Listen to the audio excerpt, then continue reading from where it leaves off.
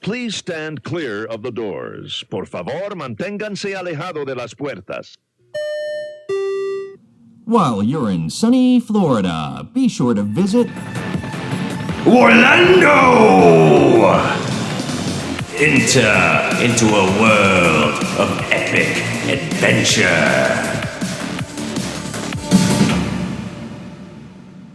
All right, hey everybody out there. This is Adam. Welcome to Warlando. Tonight, I'm also here with Nicholas. Yeah, welcome, Nicholas. Let's talk about some Warhammer. Tonight, we're going to talk about Ghyran, the Realm of Life, and all about the Realm of Battle rules, the artifacts, and the magic, and a little bit of like what we like and don't like about the Realm of Life. Yeah, sounds great. Yeah, the Realm of Life. The Realm of Life. I feel like that's how it should be said sometimes. Why is that? I don't know. Like I just feel like life is always like it's breathing, so it's like a breath. It's like the Realm of Life. And it's either like, it's kind of also mixed with an idea of like a death rattle, like. Yeah, and they're like polar opposites. Yeah, like you're either breathing life into something or you're taking it away. I like it. What have you been up to lately? I don't know, just kind of, well, you know, not to be, or not to not talk about it, but you know, we're building Warlando and we're trying to build up what we're doing with Warlando and our efforts there.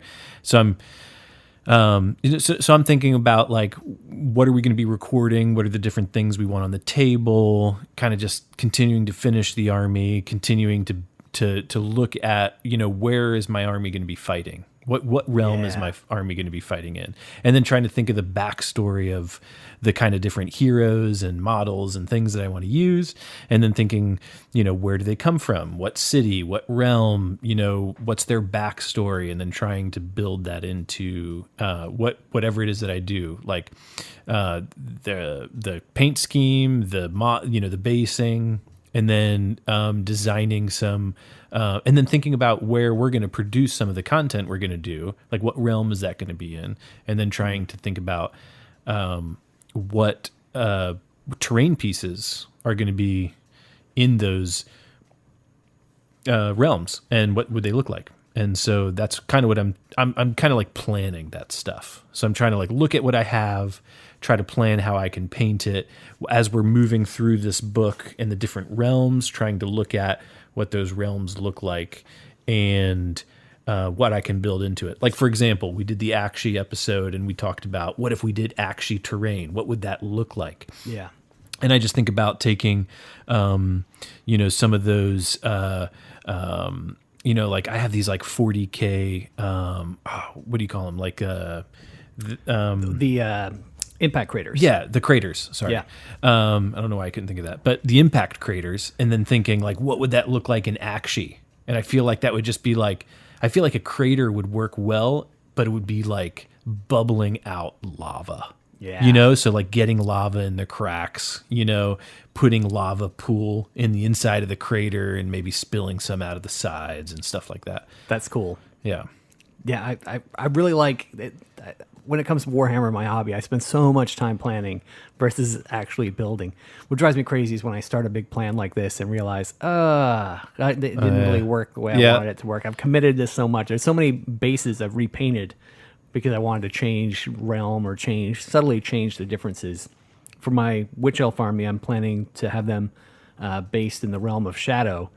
But I'm torn because I have this table that I made and I still want them to blend with the base. And so I'm thinking like, do I want to take some of the grass back off and just have it more of a gray with a blue, So I'm going back and forth. Yeah. What do you think with your Kharadron overlords? What realm are they from?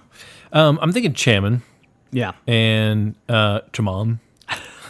So I think, they would be from the realm of metal, but of course, like they're in the sky, and so they're going to be up in the sky, and so it's really for them. Terrain is a little bit, I feel like, a little bit more difficult to think about because you're never fighting in their territory. Yeah. And so I've had thoughts about like, well, what if we did fight in the Ghyran territory, like on their floating cities? What would that look like?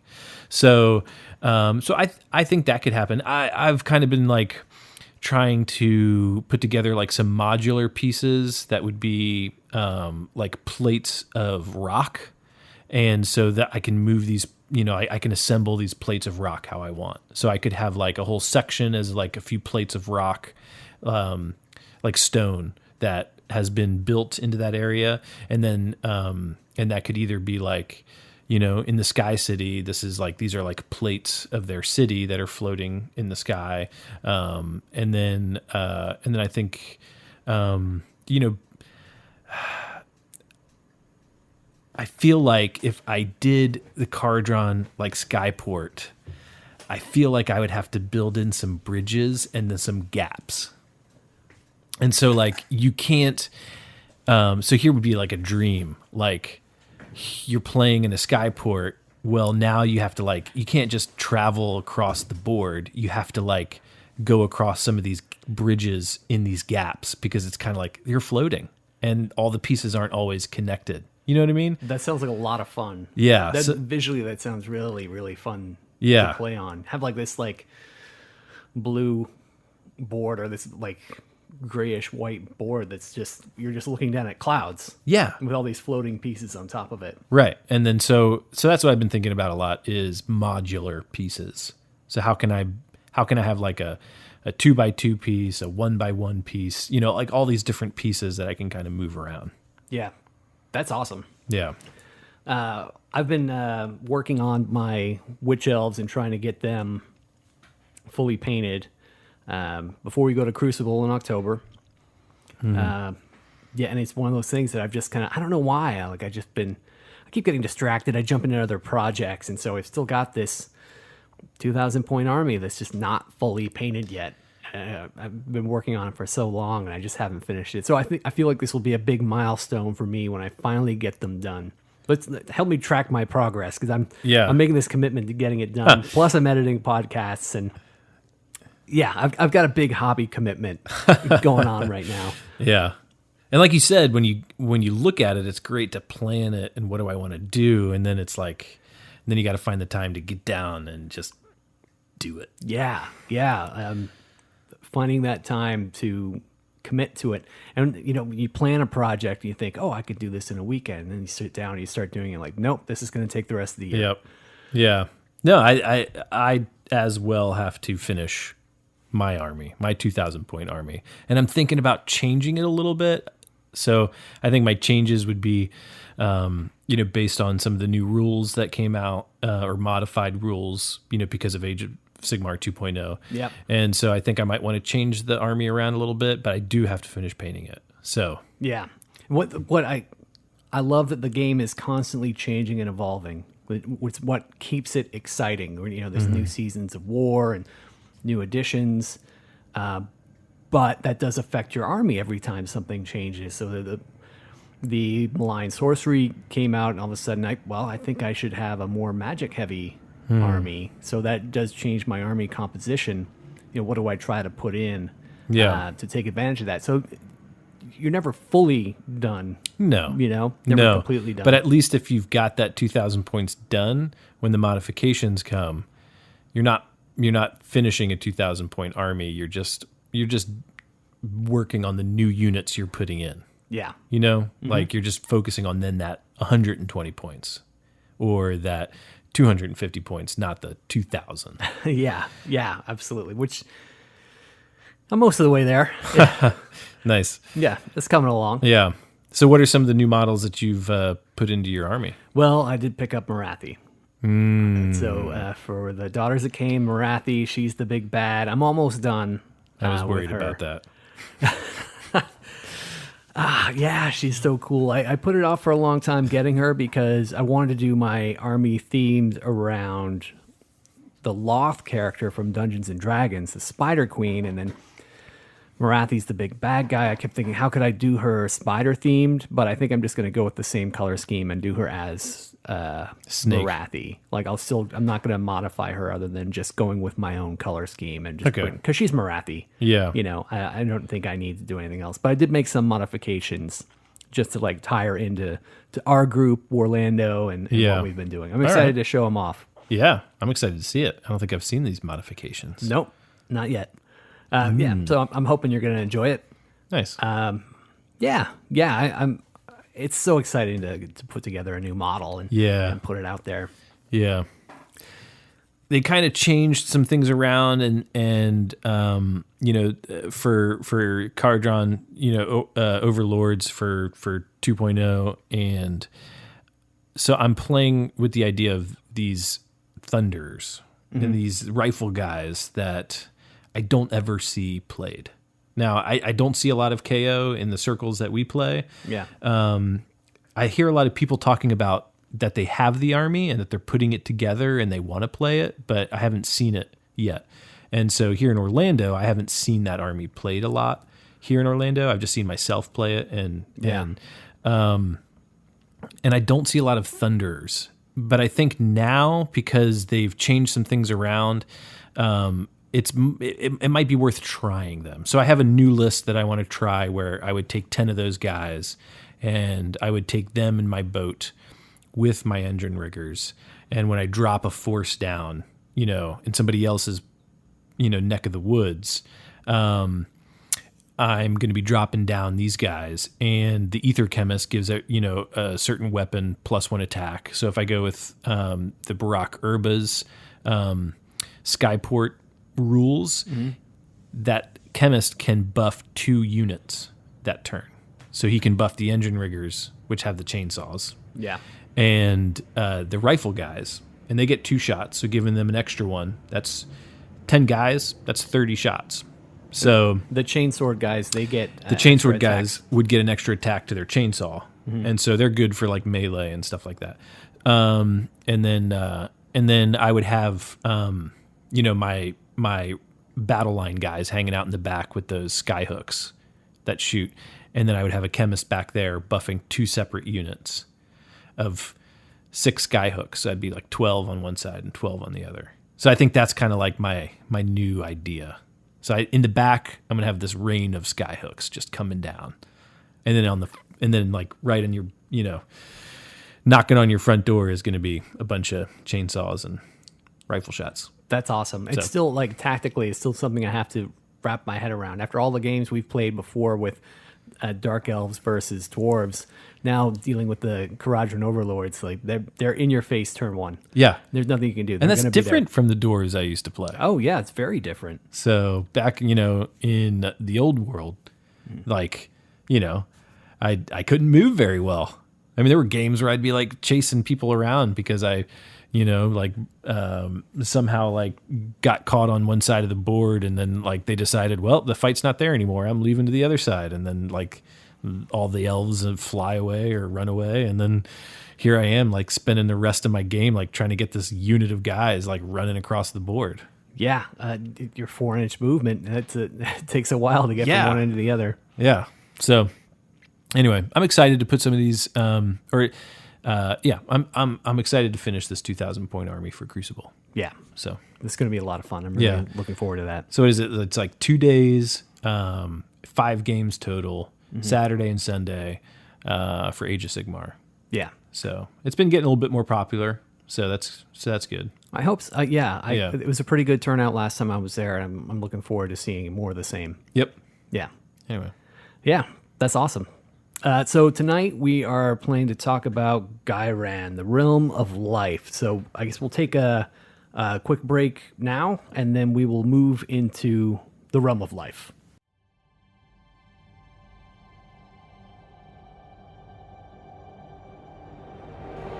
Ghyran burgeons with all forms of life, from the most massive Gighemoth to the tiniest parasitic spore. Known as the Jade Kingdoms, the realm's people vary wildly in form and temperament. The Gyranites have suffered much under Nurgle's invasions, and none more so than the denizens of the Everspring Swath.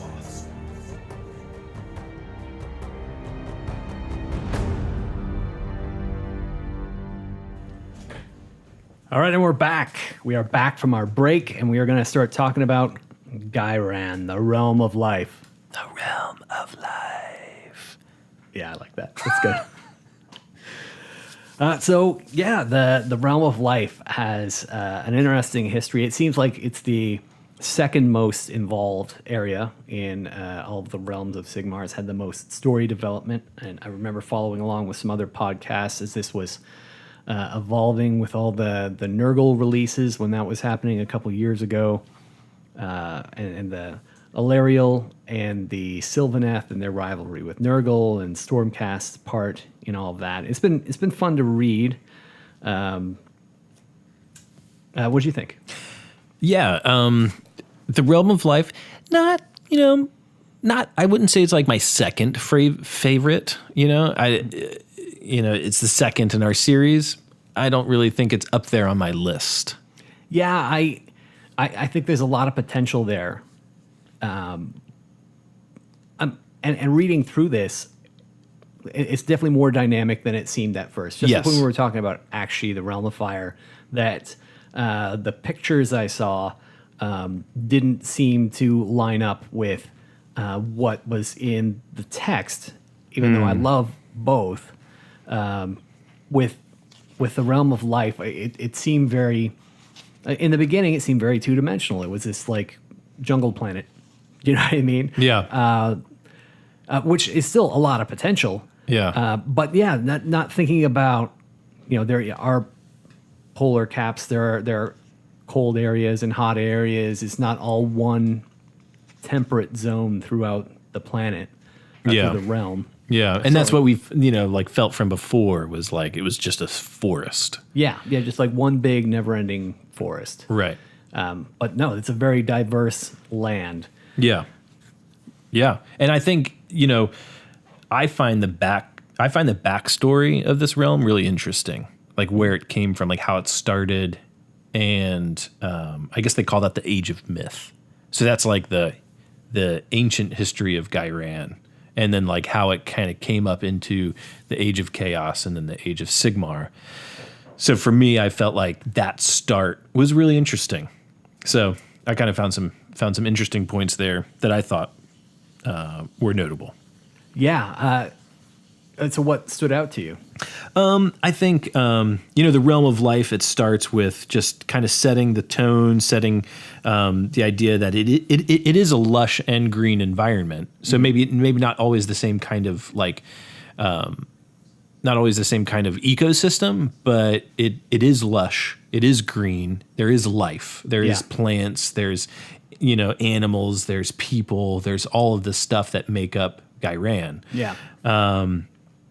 And in the story, it kind of sets up how it is a place coveted by the Lord of Plagues. Yeah. Or Father of Plagues, sorry. Mm-hmm. So Papa Nurgle. Yeah, Papa Nurgle, is like, hey, this place is a great place for spawning and growing things. Yeah. So I need to get in on that. But it's he doesn't grow things in the same way. Yeah. And so it kind of creates also this good villain for the realm. Nurgle is one of the greatest characters in all of Age of Sigmar because of he clearly thinks he's the good guy. Yes. And he is actually good for his group. Like he's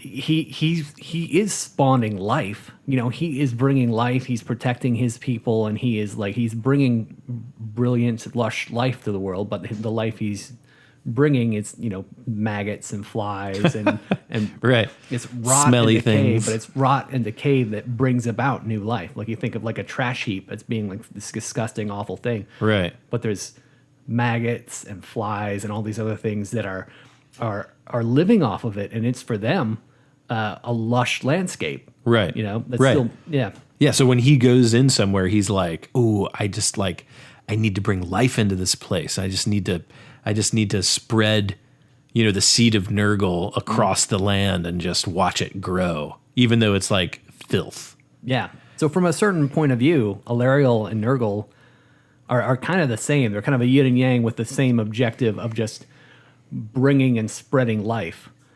Right. And they see beauty in a different way. Yes. And, yeah.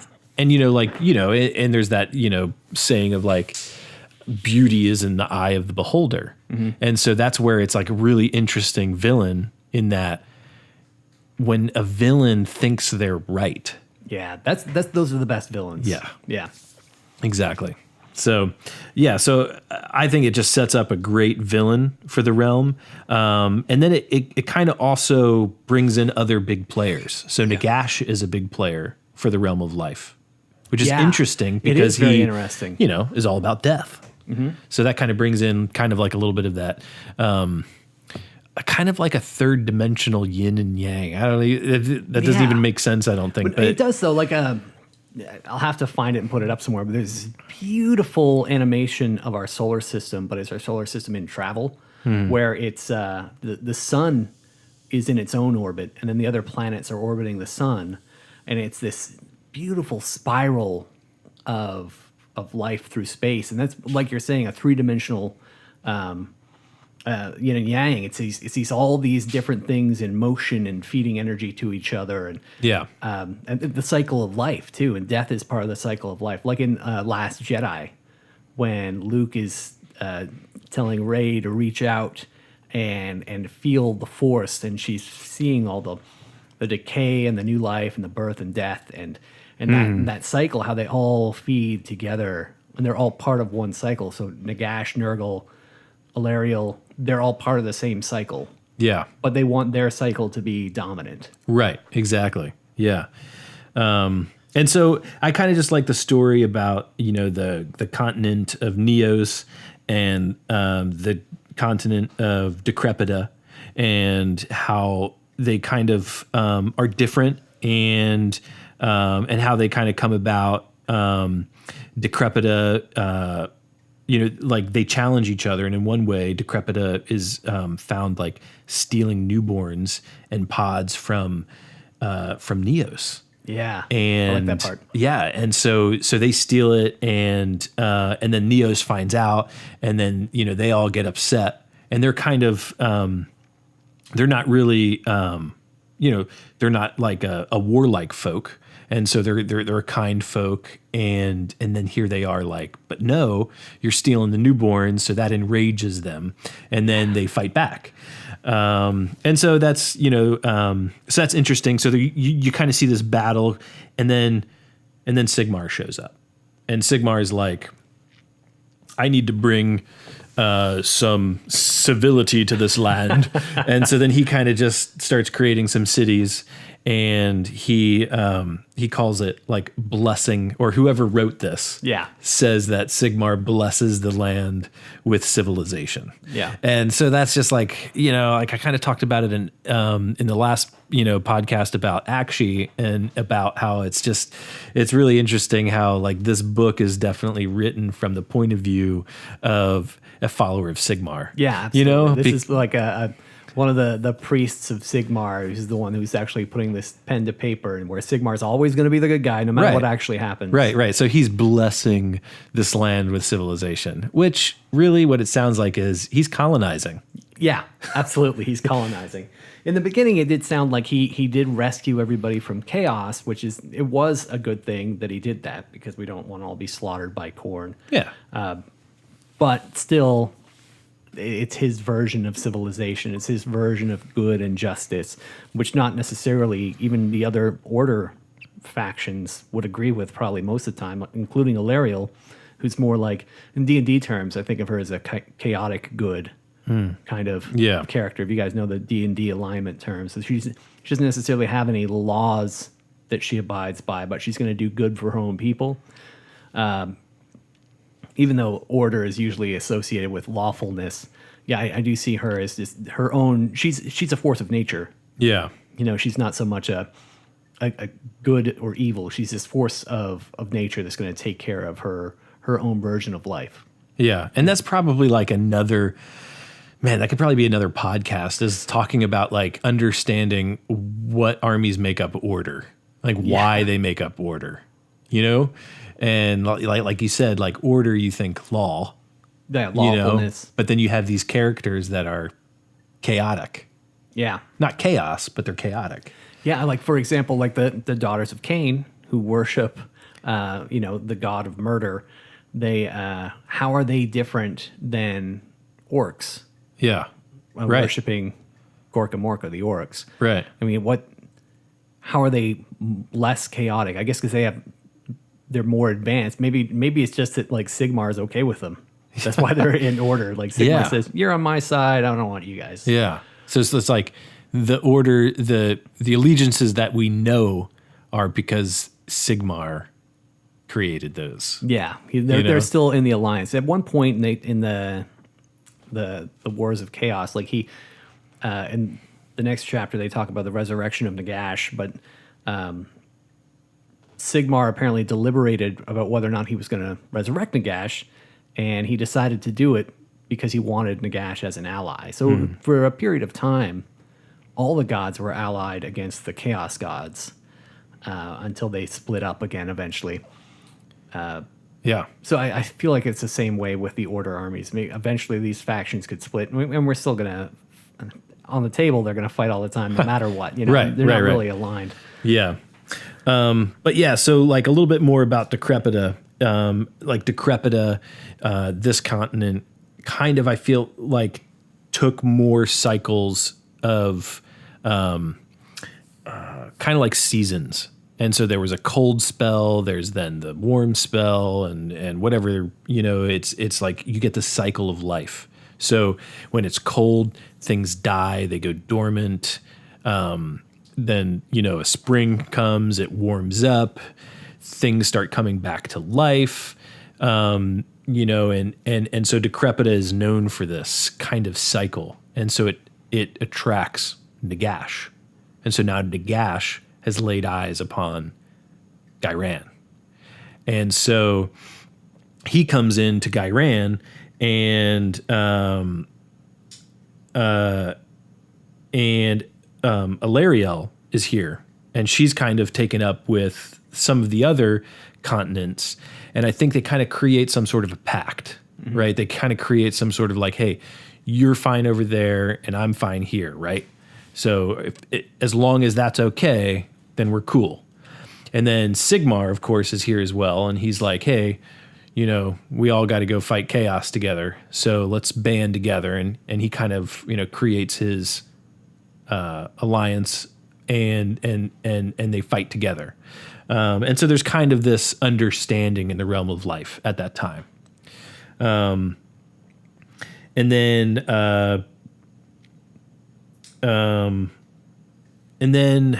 I think from there things kind of start to break down. Yes, they do seem to break down there. There's mild mention of the Wanderers for all of us that used to like the Wood Elves. So the Wanderers are mentioned briefly in here, but I guess they have a falling out with the Everqueen at some point. The Hunter God is mentioned here as well. So Kuranoth, I guess he's now Kuranothiel. Oh no, that's his place. But Kuranoth is still around, and he's still part of the Age of Sigmar, if you guys remember him from times past. But yeah, he's not active here. They talk about this guy. One of the things that stood out to me was the coming of Behemat, who's a behemoth named Behemat.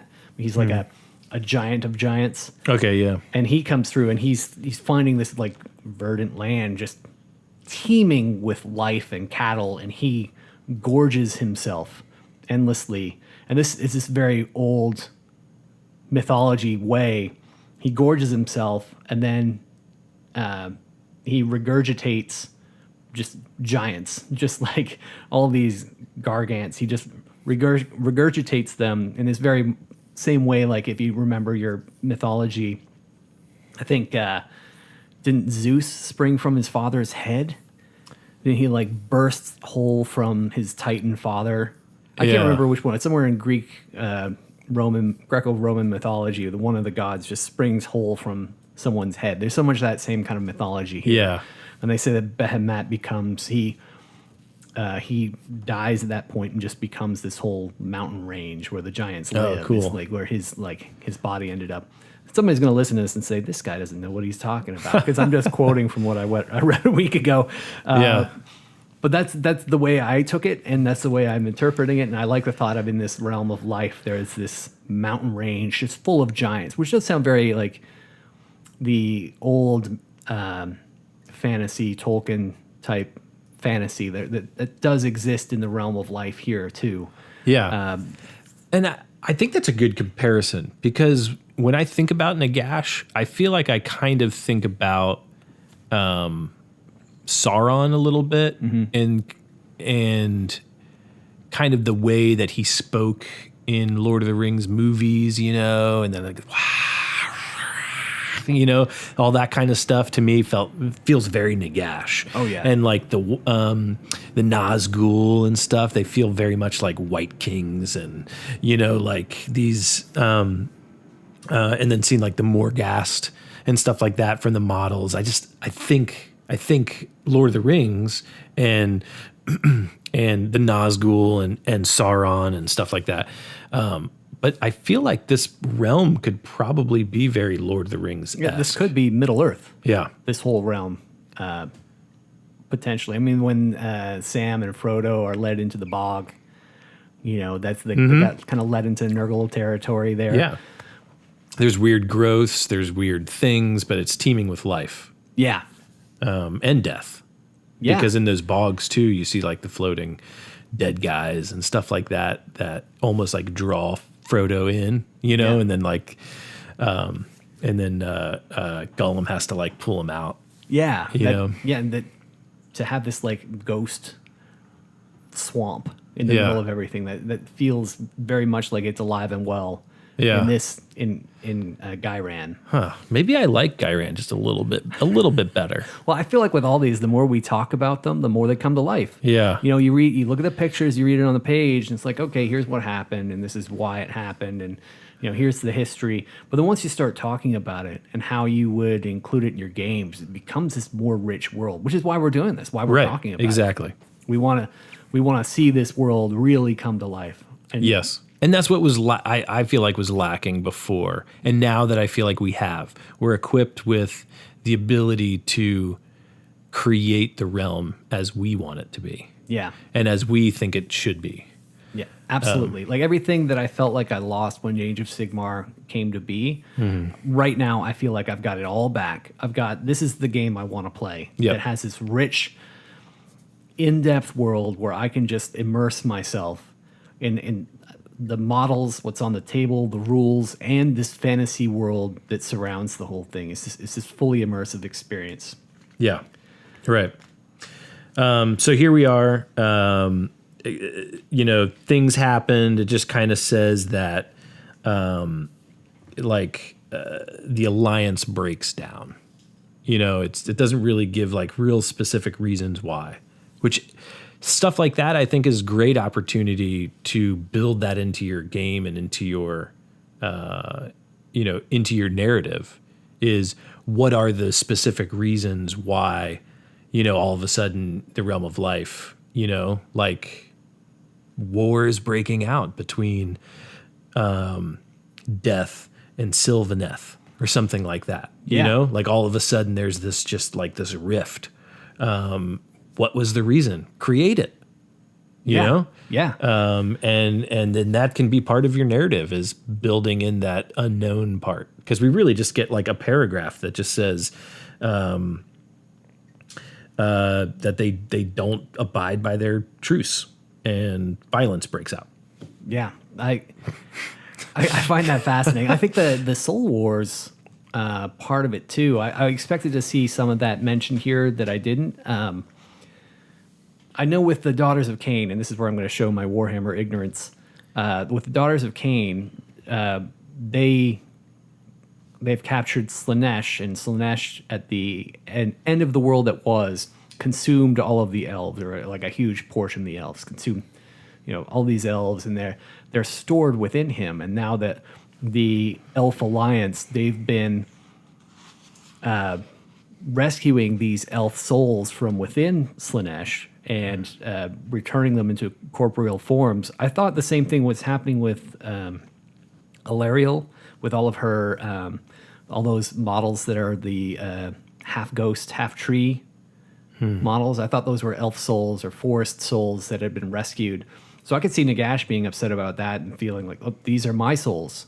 Yeah. You know, if they're not going to Slaanesh, these should all be mine. If they were dead, they're mine now. And so I could see that being a major rift too, if she's also rescuing elf souls as part of the Soul Wars. There's this other city that I found really fascinating, the Greywater Fastness.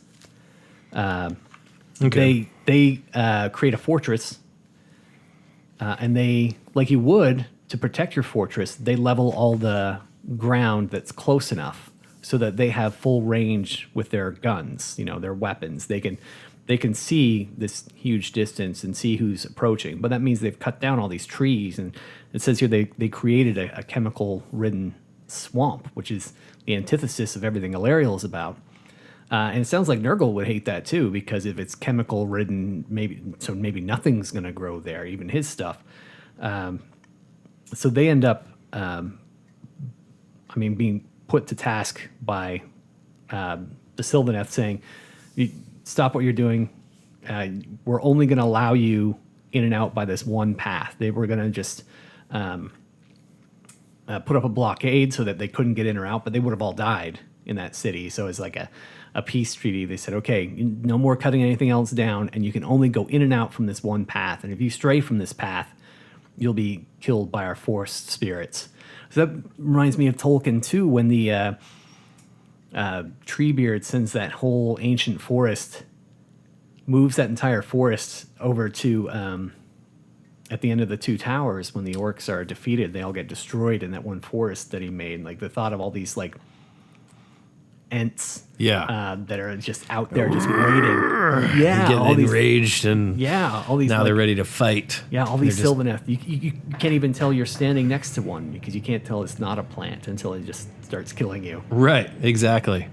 Yeah. And that's really interesting because I did read a story about Hammerhall in Ghyran, and it definitely was. It was from the book of like Age of Sigmar's short stories or something, and so it was talking about Hammerhall, Ghyran, and in the time of now, and how like the city teeming with humans and Stormcast and all sorts of different life.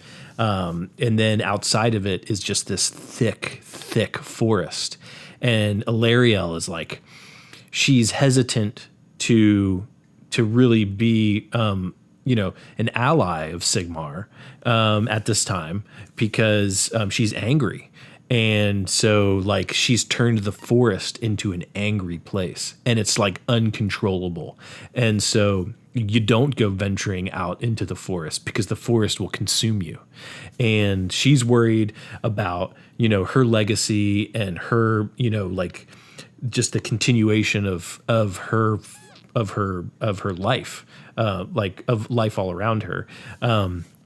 And so she's and so the story has a little bit of like, chaos coming in, like Tzeentch trying to steal the pods and different things like that, and her trying to win him back. But it just kind of sets that tone of like Ghyran isn't just this like, it's not just this nice forest to go walking around in anymore. And we'll get there. But yeah, but anyway, so a lot changes from what you get in the Age of Myth, because then all of a sudden chaos comes. So can you tell us a little bit about that? What just popped in my head when you were saying that was thinking about Alariel and thinking about human cities showing up in her, what she considers her world, her realm. Right. Would she, at a glance, really even be able to tell the difference between a human city and a Nurgle city?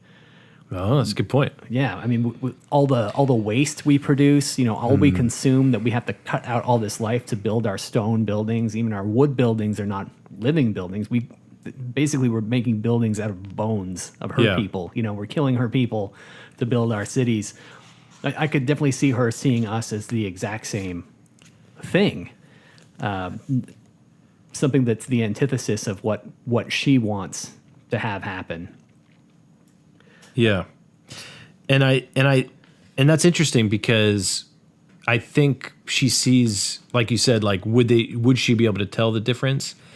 She probably would at first, but I think what she realizes later is like Sigmar isn't, My friend. my friend.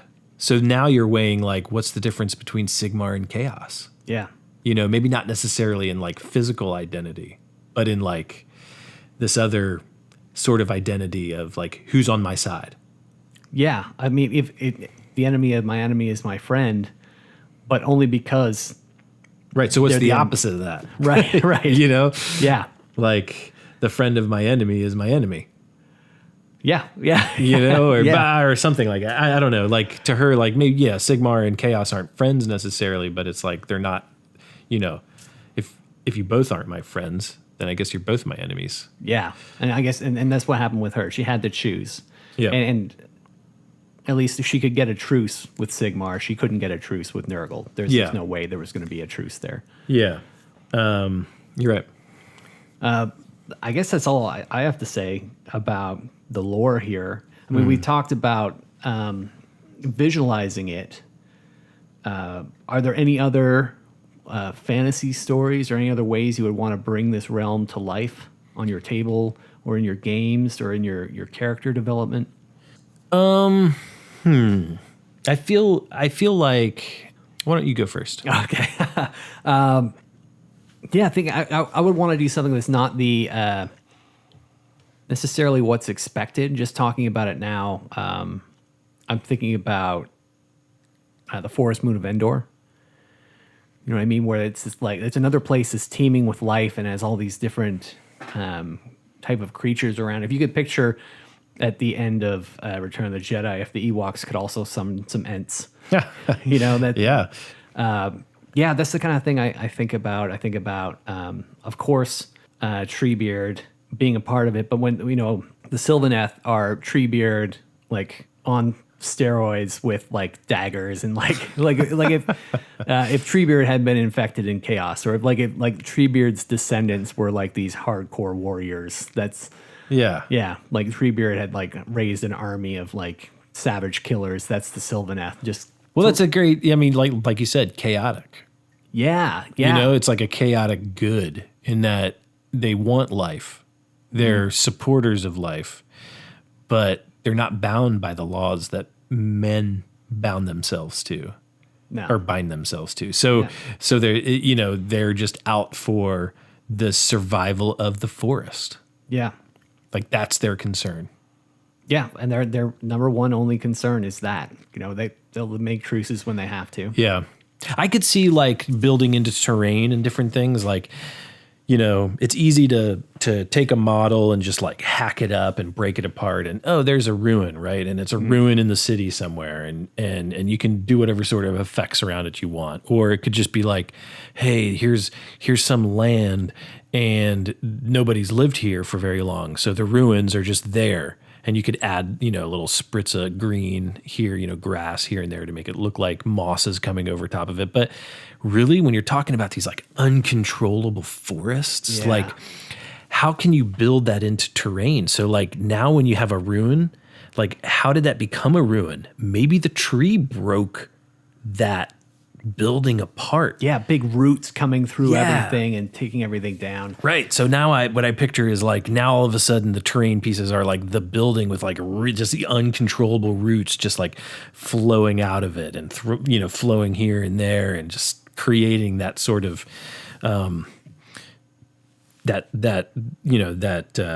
just creating that terrain on the table to match Ghyran.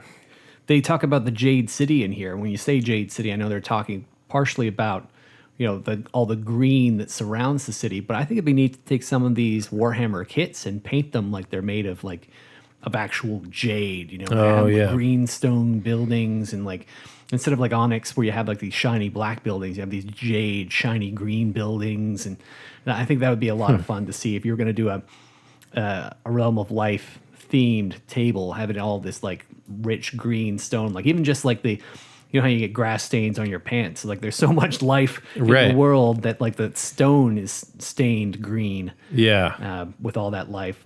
It also reminds me a lot of horror movies where the monster is a living plant. You know, like there's a Little Shop of Horrors where you have Audrey too. There's I think it was Creepshow 1 or 2. There's one of the segments is with Stephen King where he finds this asteroid. But he ends up touching the asteroid and gets like a little bit of moss on his finger that he can't wash away.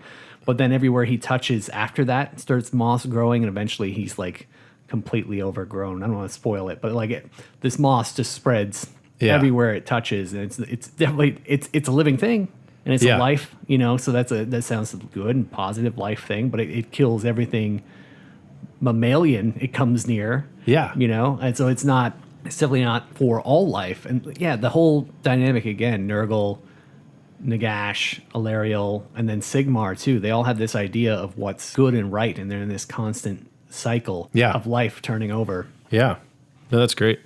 But I really like your idea of like getting the terrain pieces and just having them just overgrown. Like think about all the Aztec temples, you know, in South America, and I'm just seeing like these jungle temples just covered. And then that reminds me too of the Seraphon. Right. What are they? I mean, I know the Seraphon don't live in their own realm. They're in their spaceship, wherever that is. Not a spaceship, jungle ship, whatever. Jungle ship. But I picture a lot of them being out there in these jungles, having their own factions. And the Skaven, too, talking about a faction that's all about life. Yeah. I mean, they... Field mice. Field mice. Yeah, what was it? Tractor Day in Secret of Nim? Oh, I don't know. They're just yeah. Like they all have to like, oh, well, right. Yeah, it's here time it comes. To move out. Here it Get comes. at it. It's coming. Once a year, the tractor comes or something. Yeah. They have to move their whole farm. Right.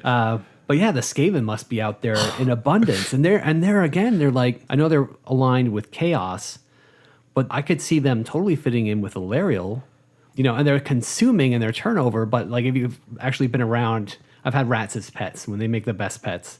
So easy to clean up after. They're friendly. They're fun. They're not like a wild animal. They're perfect pets for kids that if you've got kids and they're not ready to take care of something complicated, get a pet rat. But them being like in captivity, they're very clean. They're easy to take care of. So I'm picturing like Alariel easily having an alliance with the Skaven. I know they consume a lot, but what would be the difference between mouse people and humans? I think you just blew my mind with the Secret of Nim. The Secret of Nim. Like that's a Skaven movie. It is. You know, that's a movie about like maybe that's a movie from the point of view of Skaven. Yeah, you know, why like not? all of a sudden it's like here we think these are like filthy, mean, these nasty little big rats, you know, that always want to fight and cut us and slash us. And it's like, no, like what if, you know, here it is like, there's this kind of like this, maybe there's this, this alliance between Skaven and Alariel and they're, you know, cohabitating. Right? Because like you said, it's this nice, you know, lush green place that they can live and they can survive and they're just living well. Each other. Yeah. And the Skaven are just living and they're surviving. They're not, you know, it doesn't look like they're punished, like beaten into chaotic moods or something. Like, I don't know why they're so angry. Maybe they could get a break from chaos a little bit. Right. And then all of a sudden, like, here comes like Sigmar thinking, hey, I'm going to create like civilization here. And so he starts just like leveling forests. And all of a sudden you have these like Skaven that are pushed out of these, you know, these forests and these groves and all of these, you know, like these fields, just like in the Secret of Nim, all of a sudden here comes the lawnmower. Yeah. You know, and it's like, and then, you know, and then it's like, oh my God, I hate these people. Creating new problems for an ecosystem. Maybe those Skaven lived in whatever underground cave when they weren't a problem for Alariel at all. But now Sigmar builds his city, drives out the Skaven, and now the Skaven are a problem for Alariel. They just move this problem somewhere else. Well, they were cohabitating, and now Sigmar has disrupted the ecosystem. Yeah. Like most humans do, right? Yeah. And so now all of a sudden, like everybody's in a scramble. And we know from the stories here, Alariel, she isn't very like, I don't think she likes change. she doesn't really like, she likes her life. She likes her realm. Yeah. And then other people coming in, changing things up. It just kind of like, she doesn't handle it well. It seems like she gets really agitated, like people would too, right? And then it's like all of a sudden, like chaos breaks out and she's like, I just want it to be like it was meant to be. Yeah, she wants her life cycle Yeah. intact, her community intact, and she's going to resist anything that changes that. Yeah, that makes sense to me. Yeah. And then here comes Sigmar. And he's like, I'm helping you. Yeah. And then it's like, and then from there, I don't think it's ever the same. No. I do, talking again about the Skaven, I have a hard time picturing Skaven allied with Nurgle. Because again, like, you talk about rats and rotting and you've like plague, yeah, they spreading spread the plagues and stuff that kind of thing. Yeah. So that makes sense, and I could see that through the history. But European rats, right? I guess European rats. But my experience with rats is that they, I don't necessarily. I think it depends on where it is that it's a problem. Rats in a city are plague bearers, garbage eaters. They're a problem only because all of the natural resources have been wiped out by the humans in the city, and we just like that's when rats become a problem. They're eating garbage. They're breaking into your home to steal your food. They're doing all these things that don't help. They're really bad for humans, but because they're forced to live in this human city instead of being out in some forest somewhere where they would just survive off of nature and it wouldn't be this big deal. And there's a balance. There's a and balance. Then once they're forced, like, into the sewers or into the dark places of the city, that there's no balance there. There's no now predators. And now they're searching for survival, which is food, right? So that's what a rat's doing, and they eat whatever they can. They pick up whatever sort of diseases they pick up, and then they continue to spread because they can't stop. The balance has been broken, so they keep growing.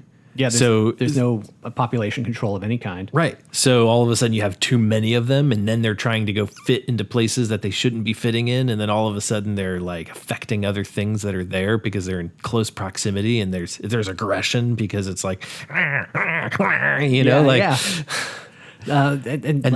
that's how you get Clan of Pestilence, right? Right. Yeah. Exactly. It's all Sigmar's fault. Yeah. I think it leads back to Sigmar. Yeah, it keeps coming back to him, like planting his flag. Do you know Eddie Izzard, the comedian? Mm-hmm. Do you have a flag? No, then I guess this is our country now. If you don't have a flag, right? Oh yeah, you're right. Yeah. That's like, and that's how you're right, because I see Sigmar coming in to Ghyran like Columbus, coming to the New World. Yeah, and he's like, "This is India." Right, you are an Indian, and I claim this land. Yeah, and it's like realizing he's on the complete wrong continent. Right, exactly. Yeah. Yep. So there you go. I think that's Ghyran in a nutshell. That's it, Ghyran in a nutshell. That's a good choice of words, a nutshell. Yep, because that's where plants come from. Yep. All right, we'll take another break and we'll talk about Realm of Battle rules for Ghyran. The twin Jade Kingdoms that formed the Everspring Swath were once a haven for the cycle of life. During the Age of Myth, Alarielle made her home there. The blessing of Alarielle's presence drives the Twin Isles into new heights of burgeoning fecundity, and a reproductive cycle takes place in the lands themselves. All right, we're back from our break. We're going to talk about Ghyran, the Realm of Life, and the Realm of Battle rules for on the table. The Realm of Life. Yeah, I feel like, can you just, anytime either of us says the Realm of Life, you do that again? I think so. The Realm of Life. Okay, so the Realm of Battle rules. So if you decide you're going to use the Realm of Battle rules for the Realm of Life, here you go. Wizards know the following spell. Shield of Thorns at the wizard's command. Crawling brambles burst from the ground, forming a living barrier around his allies. Shield of Thorns has a casting value of 5. If successfully cast, Pick a friendly unit within 18 inches of the caster that is visible to them. Until your next hero phase, any enemy unit that finishes a charge move within 3 inches of the unit you picked suffers D3 mortal wounds. That's nice. Shield of Thorns, what you'd expect. And if you remember the old 8th edition spells, the Realm of Life, or not Realm of Life, the Life spell list had something similar in there. Right. Yeah. Yeah. I think it fits. It's just like a great little kind of addition to your spell book to be able to cast something like that. Yeah, and it's very thematic. It's things growing up out of the ground, appearing to out of life. It's a living thing that's attacking you. I feel like you could make some sort of terrain piece for that spell. Now that we've seen all the malign sorcery stuff, now I feel like most spells should have something like a terrain piece on the table. Yeah, because that could be fun. Oh yeah, I apparently there's more on the way, and I think I think going forward, I think there's going to be a lot of new models on the table that are living magic models. Yeah. Do you want to read the command ability for us? Command the land. In the realm of life, even the landscape can be bent to your will. You can use this command ability at the end of your hero phase. If you do so, a friendly hero can attempt to cast the Shield of Thorns spell above, even if they are not a wizard, and even if the spell has already been attempted in the same hero phase. If the hero is a wizard, using this command ability allows them to attempt to cast the Shield of Thorns spell in addition to any other spells they have already attempted to cast, and even if the spell has been attempted by either themselves or another wizard in the same hero phase. That's nice. Yeah, so it's kind of like, hey, you can cast this spell too, even though you're not a spellcaster. Yeah, or even if you are a spellcaster and you've already cast it, you get to cast it again. Yeah. So, if it's provided you're the hero with the command ability. Yeah, I think if you're going to fight in this realm, you need to have a terrain piece for this spell. Yeah, it's going to get used. You really should. Like if you're hardcore, like we are doing our best to be hardcore. If you're hardcore, you're going to have a model for this. Yeah, that just makes sense. Yeah, later on when we get to the realm of beasts, there's a lot of call in that list for you to have models. Extra monsters that you can just put on the table. Yeah. So it makes sense to me too. You could, it wouldn't be too hard to do like a just little wall of thorns. I guess it would depend on the size of your unit too. Yeah. That like if it says it surrounds your unit. So if I've got like 5 guys or if I've got 40 guys, this model might look a little different. Yeah. But you could kind of do like some cool model where it's coming up out of the ground and then it's going back into the ground, and it kind of like that, like a sea serpent picture. Yeah. Like a sea serpent picture. So it's kind of like an endless kind of, piece that's kind of going in and out, in and out. Yeah. Even if it's just like, you're just making a marker to put on the table, just like any other objective, or just to show that there's some kind of condition affecting your unit. You would just have this thing to say, here we go. Yep. Here's my Shield of Thorns. Put it down here to show that it's there. Yeah. Agreed. Yeah. All right. So Realmscape features. This is the D6. You roll a D6 to see what kind of Realmscape features you're going to get for the Realm of Life. Are you going to do it? All right. Verdant landscape. No. Like I said, the Realm of Life. The Realm of Life. Yeah. Oh, yeah. Go ahead and do the first one. Verdant landscape. The region is lush and vibrant and appears to conceal no lurking dangers. That's nice. If you roll the 1 on these charts, and that's what I like about it too. I like a chart that's got some growth to it. And 1 is important, 6 is important. It's not just some randomness where it doesn't really matter what you roll. So this die roll, the higher you roll, the more interesting it's going to be. Potentially worse it's going to be. Yep. So on a 2, you get spontaneous growth. The lands of Ghyran burgeon with all forms of life, waiting below the surface to suddenly bloom forth.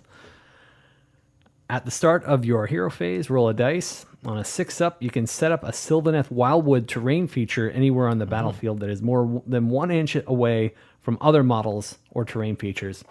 So right away, we were just talking about making that bramble of thorns for your thorn shield. This is saying, okay, next time you go to the tournament, make sure you bring at least 1 Sylvaneth Wildwood with you, because you might be called upon to set one up on the table if they're using Realm of Battle rules. Right. So smart on GW's part. Yeah. And I liked, I have 1 Citadel Wildwood. I painted it in a day, and it was a joy to paint. I like painting wooded areas, so it's a good excuse to have one. Yeah.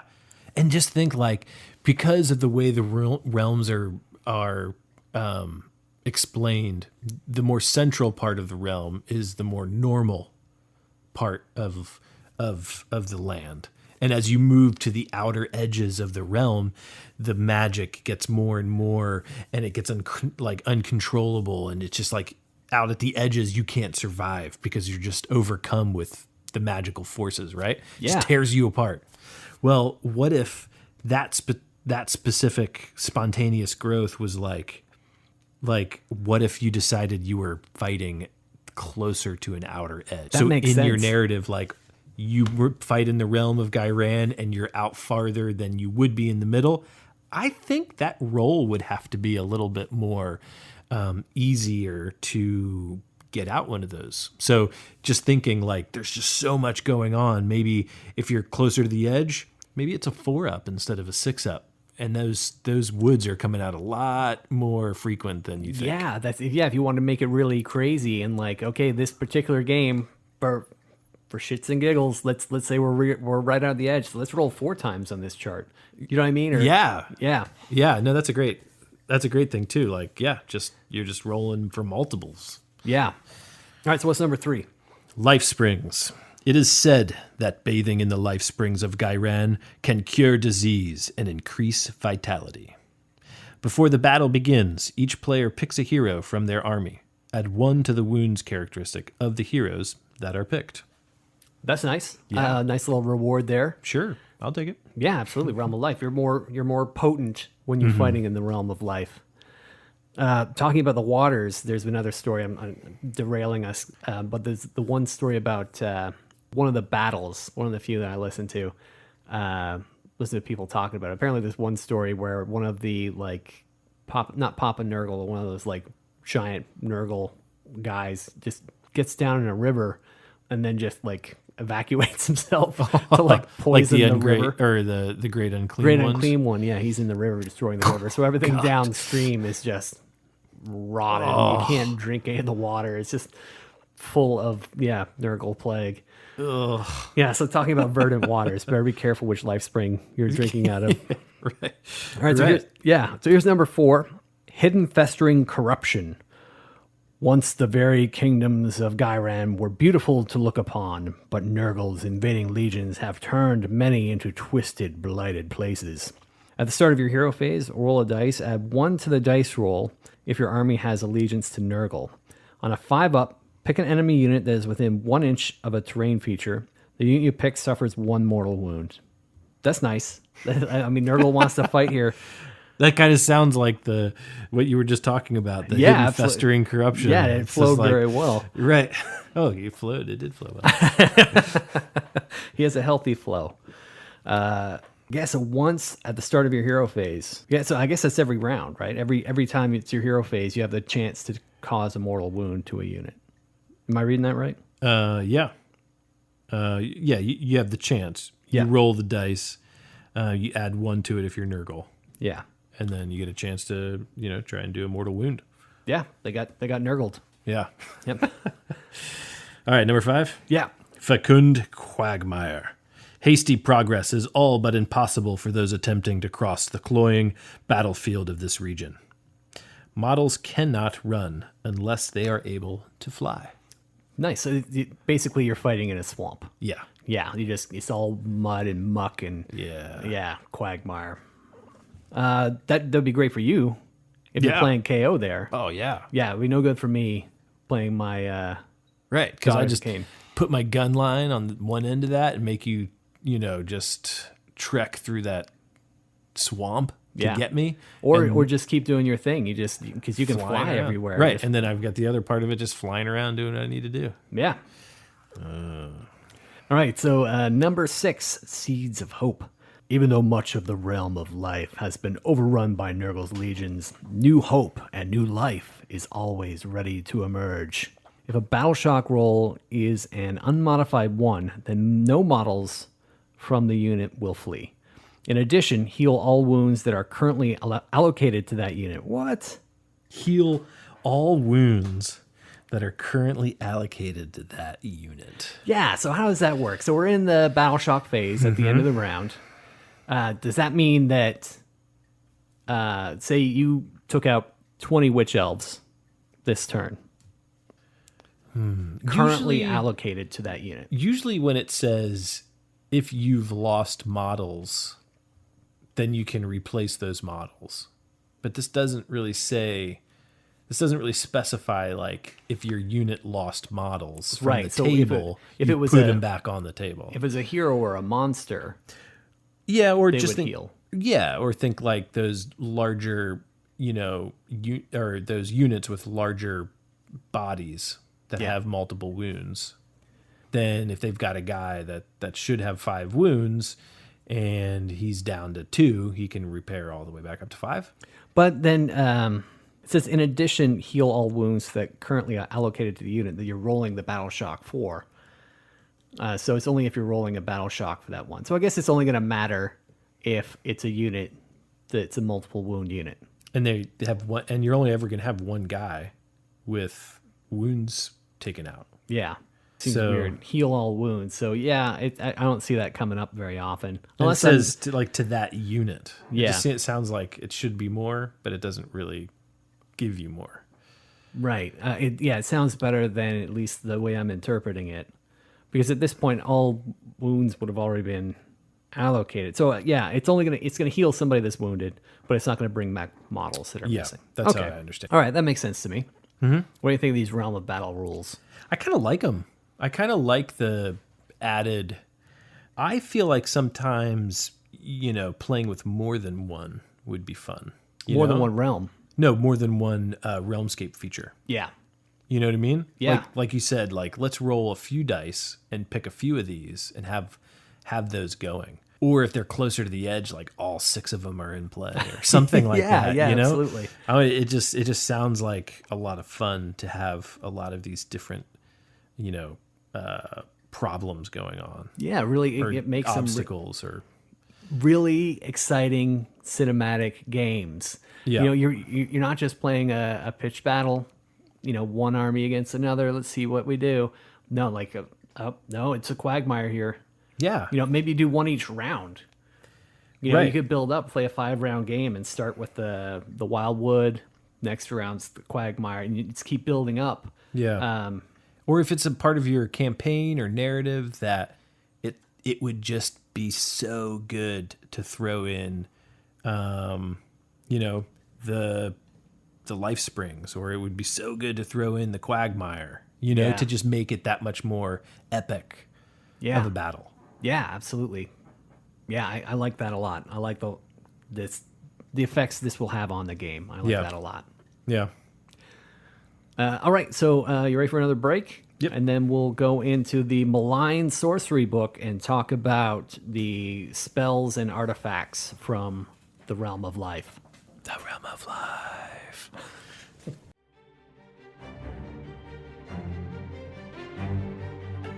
In Ghyran, where magic had always waxed and waned in cycles, jade energies unseasonably flooded the arboreal lands. Those able to recognize and take advantage of this profusion of power did so with startling rapidity, crafting new spells of rampant growth and healing. I'm just going to cough and snort into my mic every time we start recording, just to discuss myself later. Every time you go back to edit this, it's going to be like, Oh, man, that sounds so disgusting. All right, we are rolling Spells of Ghyran. which is in the realm of life. Realm of life. So these are more of what you would expect for the realm of life. They are. The realm of life. So I'll start with the first one. Whip vines. The wizard summons forth sentient vines to burst from the ground and assault the foe. Whip vines has a casting value of 5. If successfully cast, pick a point on the battlefield within 18 inches of the caster that is visible to them. Roll a dice for each enemy within 3 inches of this point. On a 4-up, the unit being rolled for suffers 1 mortal wound. That's pretty, I mean, maybe a little conditional. I mean, you want to optimize it when you've got your enemy in a clump, Yeah. you know, to try and get as many rolls as you can. 1 mortal wound, that seems like the new standard with a lot of the spells. Yeah. One, like a guaranteed mortal, I think the goal is to get 3 mortal wounds. If you're going to spend points, if you're going to spend time with a wizard to get a spell off, you want 3 mortal wounds. That seems like the new standard. That's why, I think that's why they nerfed the, what was the old one in the Arcane Bolt? Arcane Bolt. I was going to say Arctic Blast, but that's Arctic Blast. just like a Gatorade flavor. Like it's not like a spell. They did nerf that as well. They did nerf that Gatorade flavor was like, you know, the bomb back in the day. But it's nerfed now. Yeah. I mean, you can't even get a mortal wound out of it, really. Right.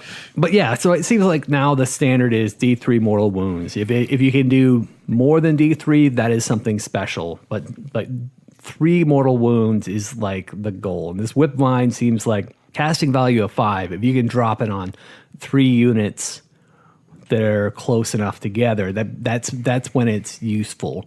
Yeah. Otherwise, I can't imagine picking this spell. For just like a one-off unit. Yeah, for just a one-off. You just do you do an Arcane Bolt. Yeah. Well, and it's the same casting value, I think, right? Yeah, but It's I a don't 5. think it's on a 4-up. Oh yeah, that's So right. this Yeah, so there's on a little bit 4-up, of a risk. Yeah, there's that second roll in there that changes Yeah. everything. So yeah, you'd only want to cast this spell if you had that one condition of them. Yeah. They're all close together. Yeah. All right, what's the next one? Mirror Pool. Stepping lightly into a small puddle, the wizard disappears and emerges from another pool of water some distance away. Mirror Pool has a casting value of 6.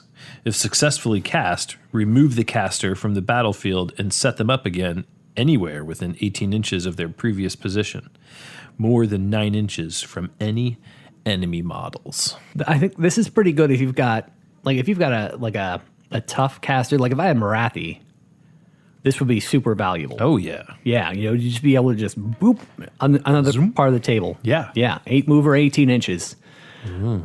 Yeah. Yeah. Or think if you're like a vampire lord and you needed to like get over to another unit to buff the other unit. Yeah. Because they have the ability to give another unit like an additional attack. Yeah. And so if it was like over here and you're like, no, I got to get over there, like zoom. Navigation in Age of Sigmar movement it's such a huge thing, and I still like a big part of my brain is still stuck in 8th edition where I'm still thinking about how long it used to take to get across the table and how those first 2 rounds were about shooting and positioning. Age of Sigmar is like boom, boom, you can cross the table so quickly. This seems like a really valuable spell. It does, yeah, and especially because you can meet some pretty nasty wizards. Yeah, and if you have an army that's dependent on being able to cast spells every round, being able to just get out of trouble or get into a position where next round you can like drop your nuclear bomb spell on whatever target you need to. You can have being able to jump 18 inches is that is a very valuable thing. Yeah. One of the things I do want to mention with Mirror Pool is that stepping lightly into a small puddle. What if there aren't any puddles?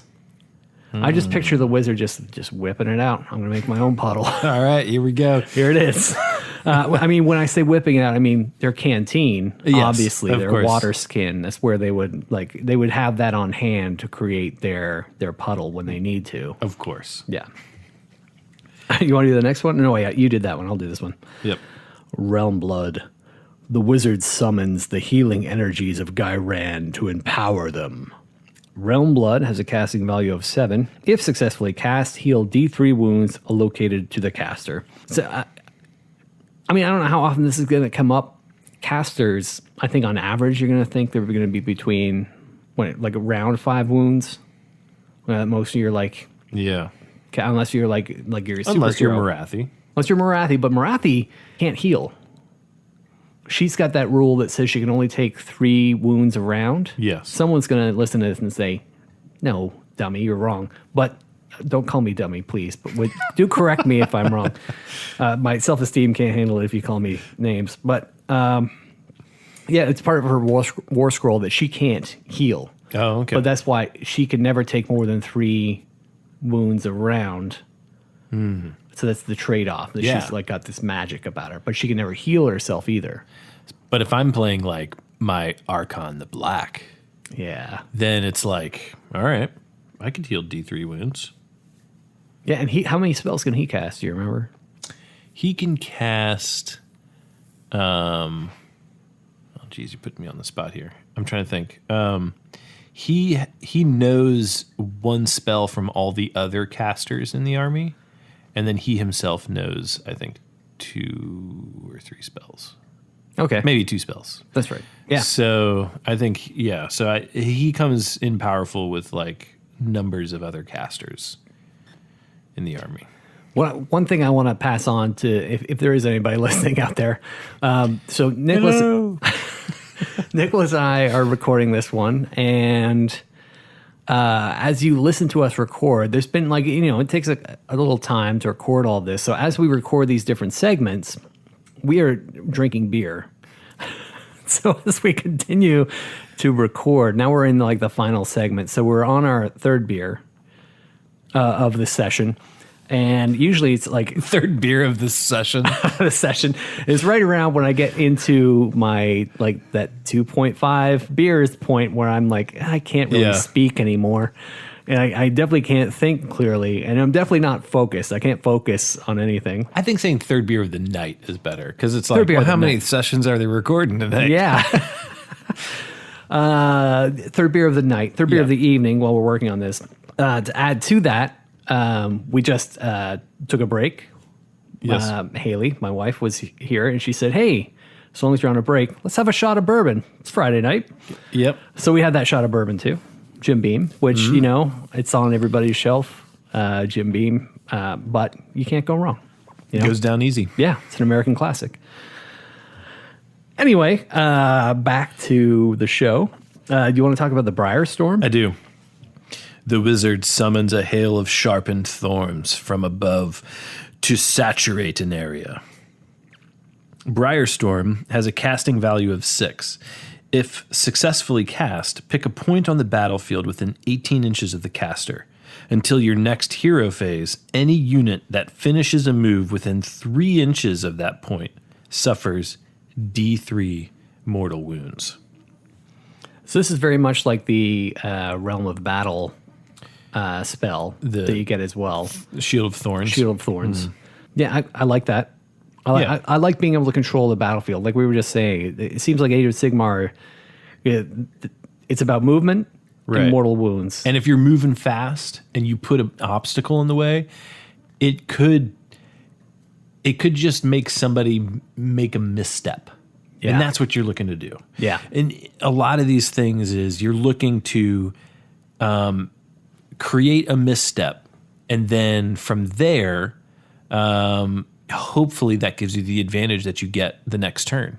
And so I like this kind of stuff. I like putting stuff out there that gives somebody pause and going, do I want to charge that person right now? Or do I want to move there? Oh, maybe I don't. And then next thing you know, they don't do all the forces they were going to do because they left somebody behind because they thought they were going to get hurt or something. You know what I mean? And then all of a sudden it's like, you should have done it. You know? You make people second guess. That's, That's a big deal. Control the battlefield. Put this on an objective. Yeah. Like they need that objective to win. Let's soften them up. Yeah. The next one, Flesh to Stone. And this is one that was in the old 8th edition spells as well. The wizard transforms their flesh to impervious stone, protecting them from the blows of the enemy. Flesh to Stone has a casting value of 7. If successfully cast, reroll successful wound rolls for attacks that target the caster until your next hero phase. So this is a debuff to your opponent. I could definitely see using this. And again, it's all about protecting the caster. If you're a magic heavy army, you've got a hero that can cast more than one spell. And particularly if I'm fighting a shooting army, I could definitely see myself using this.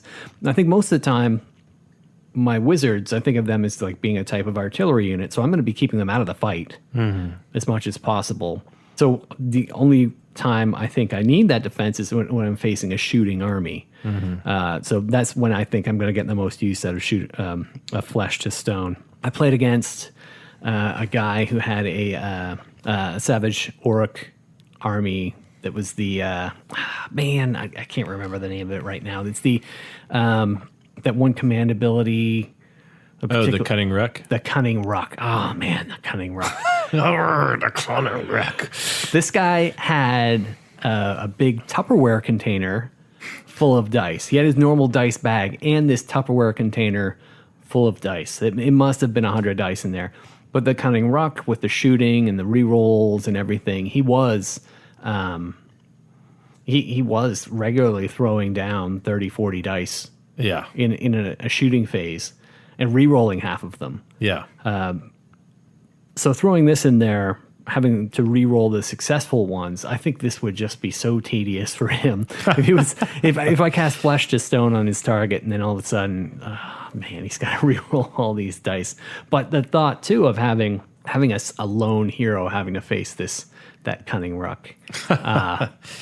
Yeah, it was pretty brutal. You know, me talking about Daughters of Cain, that, you take out that Cauldron of Blood and then it's all downhill for me. Yeah. And he was able to take out the Cauldron of Blood in the second round, just doing so much shooting on the one unit. Even having the different types of saves that I can get, it's still like it was a brutal game. Yeah. It haunts me still. All right, what's next? Sickle Wind.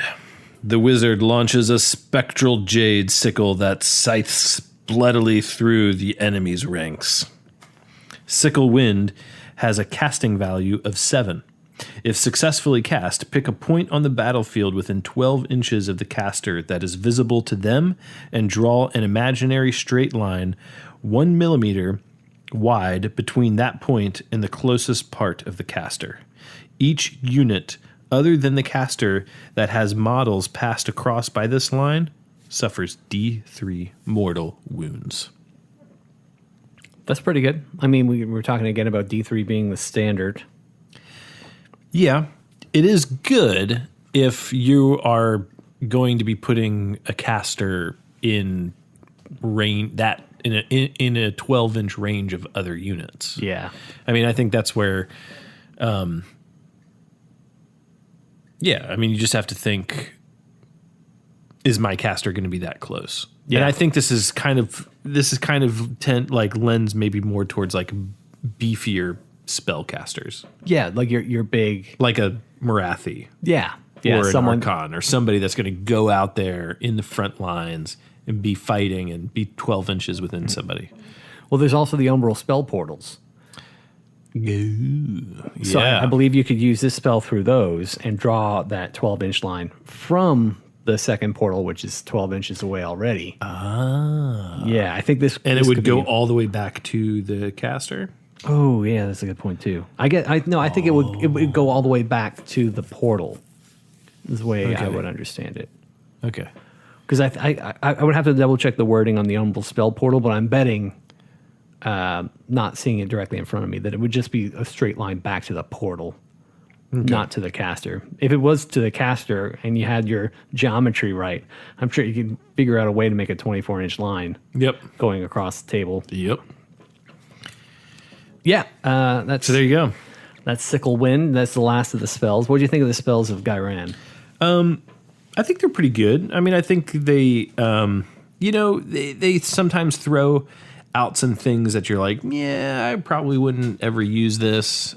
Seems like a very specific related item, especially for people that don't have aggressive wizards, like, as far as on the battlefield, like getting in your face.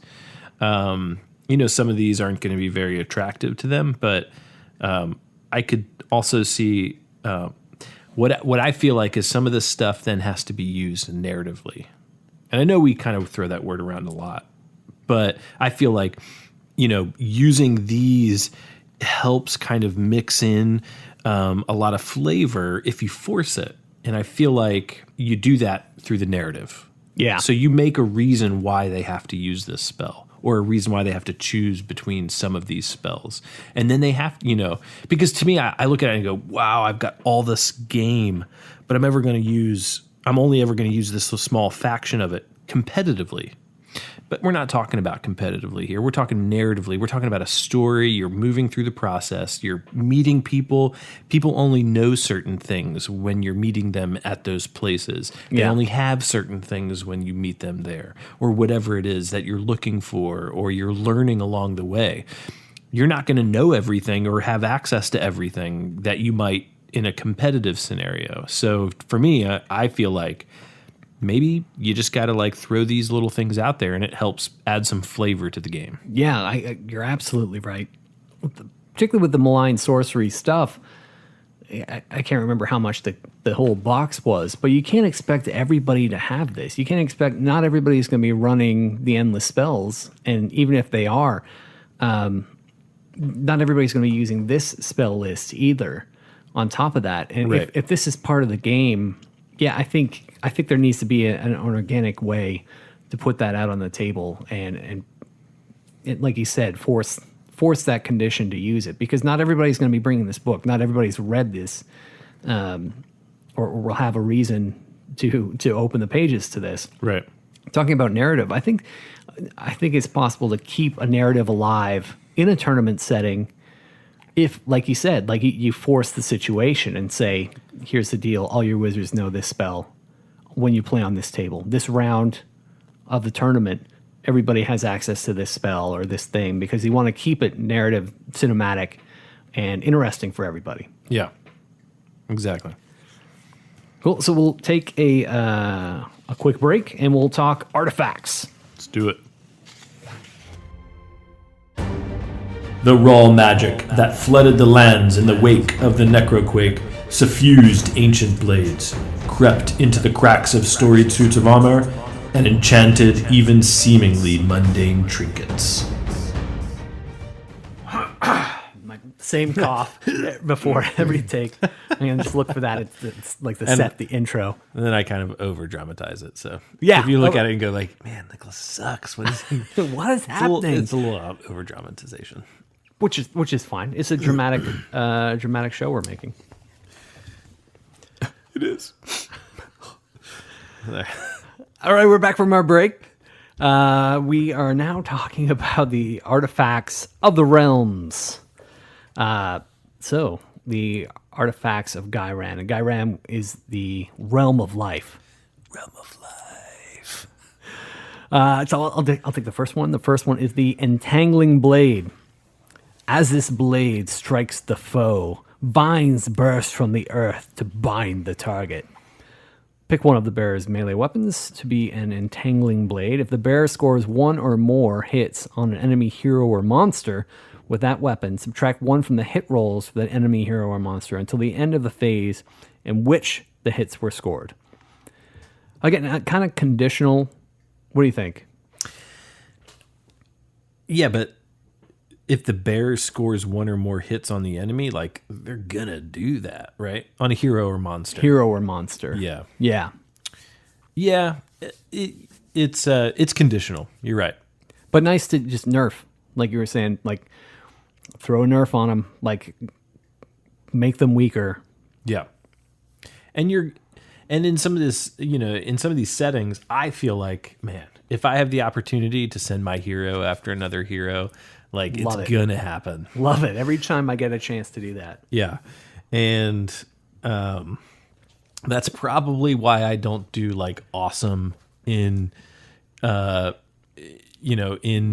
tournaments is because like outside of tournaments, I always just kind of feel the need to like just put myself in the shoes of those models on the table and say like, after playing dwarves and after playing orcs and goblins for so long, it's like, what are they going to do? They're always going to fight the hero to hero. They're never going to back down.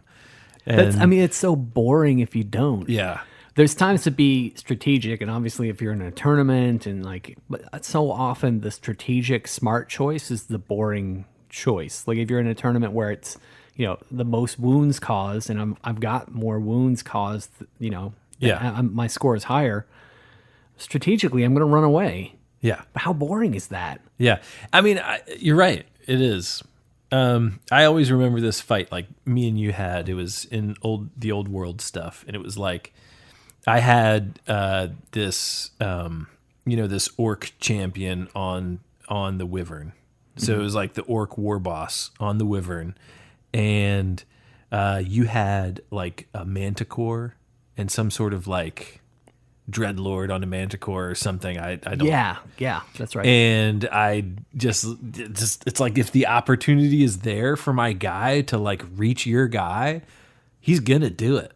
And so I remember doing that, and your guy just like sliced him to bits. It was like no problem. I think it was like one round, just like,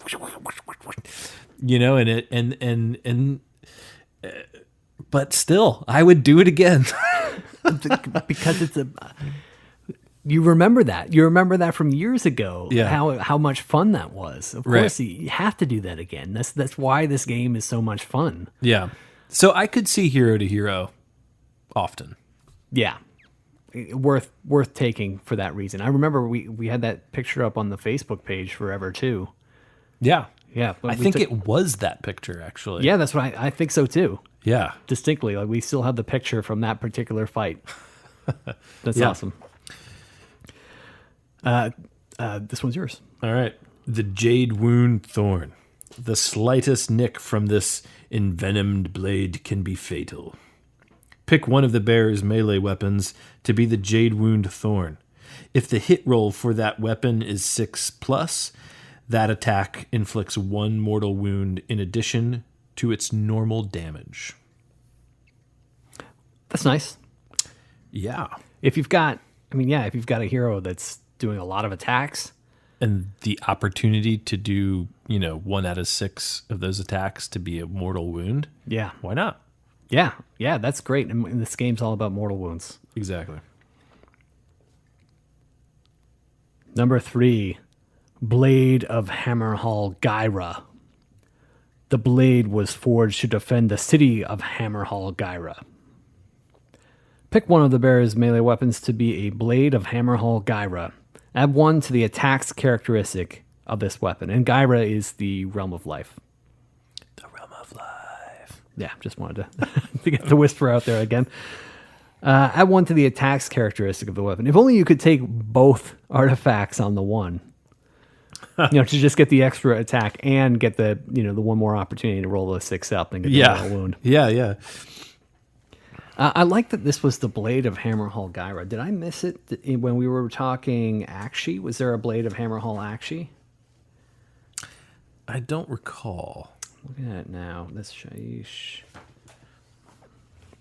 But I like this one. I mean, add 1 to the attack's characteristics of this weapon. Like, if you have a pretty badass hero and he's got, limited attacks, like I'm thinking the Arcanaut Admiral. He's got a pretty nasty hammer. He can do some rend. He can do some damage. But he only has, like, a few attacks. So if I add 1 more, like, that's maximizing, like, an extra 25 or extra 30% more attack. Yeah. That's pretty good. And you've got guys that can buff him too. Can you Ether Chemist also? Like if he's nearby, he could. Yeah. Is that likely you would do that though? Who knows? Like if you're down to the wire and it's more beneficial for me to get an attack on that admiral, like of course I would do that. I could see that happening later in the game. So later in the game, it's kind of down to the wire. You've got your admiral, your chemist, maybe a few arcanauts. Yeah, buff the admiral, give him +1 attack. He gets +1 attack from this. Now he's doing almost twice the amount of attacks. And then the chemist is also minusing attack from people within 3 inches. It could be good. That's cool. I did just double check. I might be wrong. I don't see anywhere where there's a Blade of Hammerhall Akshi. So why is it necessary to say Blade of Hammerhall Ghyra? Unless there's somewhere else there exists a Blade of Hammerhall Akshi that I don't know about. You mean like specifying, which Hammerhall this is? Yeah. Yeah, because this one specifically says the Blade of Hammerhall Ghyra. And we know the other side of Hammerhall is Akshi.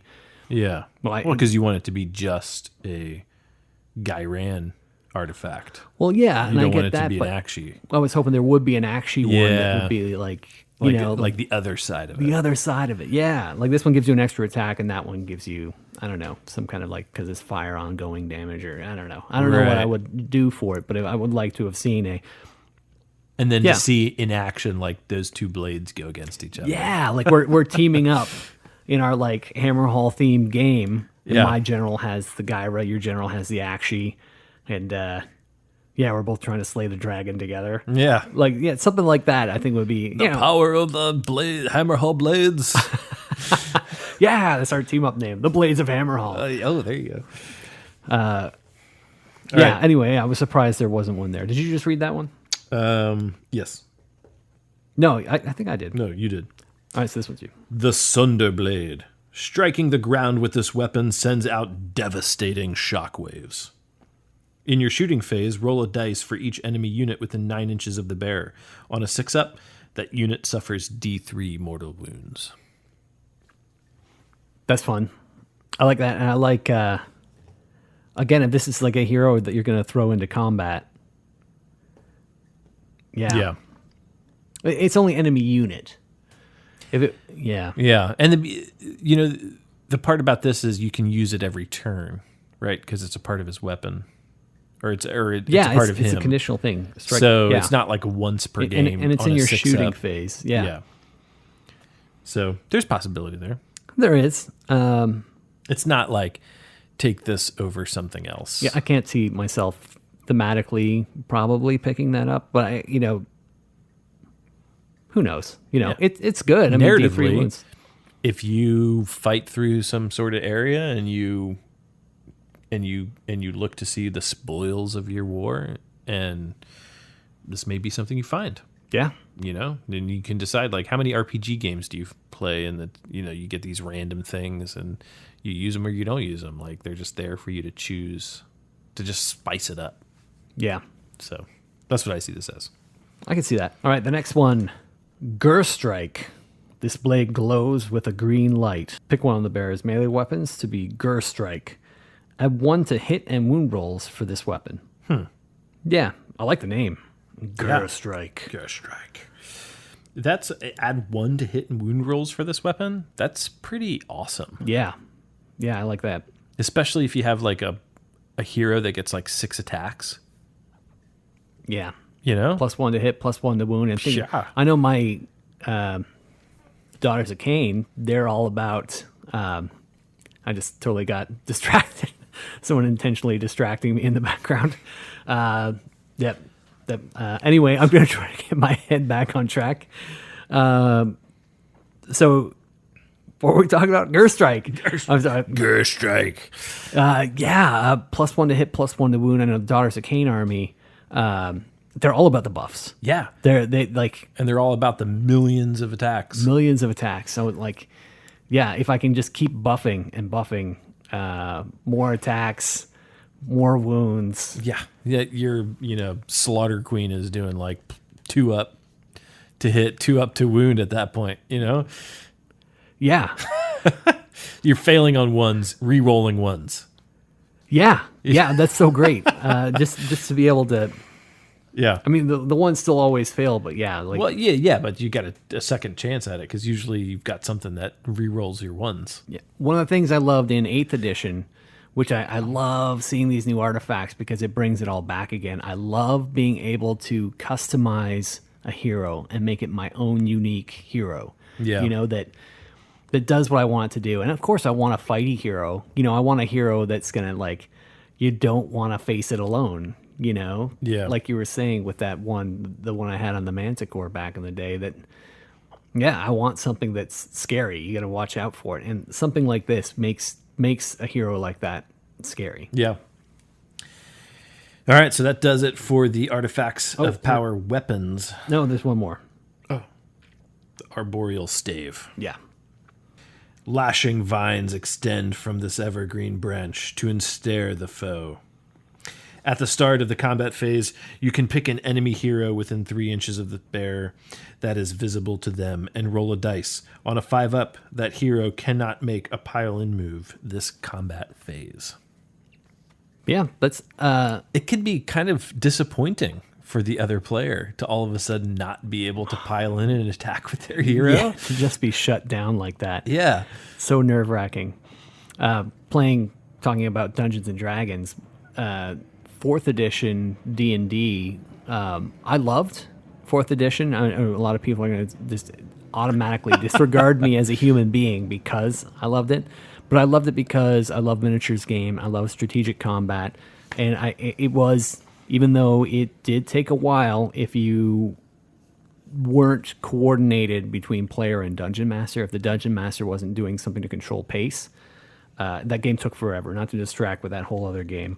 But one of the things that drove me nuts in those games was, yeah, if someone did something to me where I just couldn't act for an entire turn, you know, Yeah. just like shuts me down completely. That so maddening, so nerve-wracking, to just like let the other player just do whatever they want, and you got to just sit there and not be able to move, not be able to pile in. Yeah.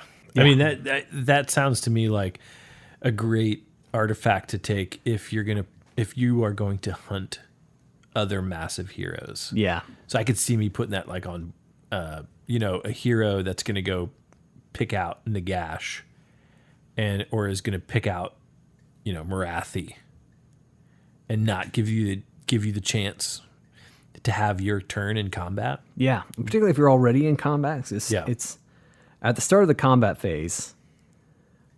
Yeah, that could be really valuable to Yep. be able to do that, because it doesn't have to be your combat phase.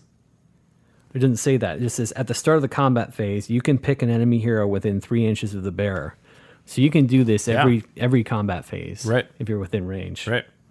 That's pretty cool.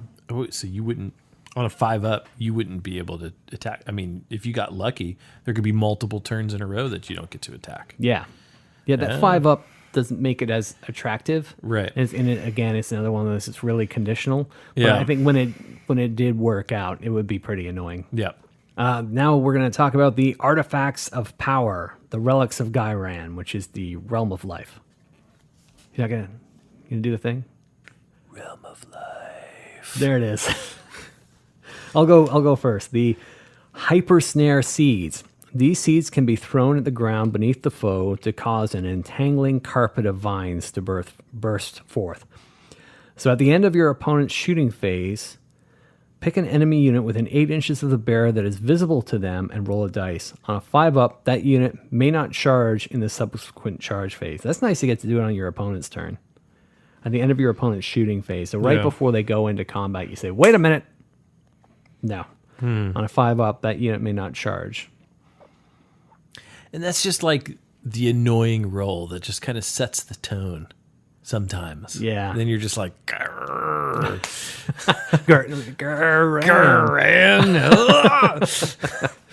Yeah, that would be so obnoxious.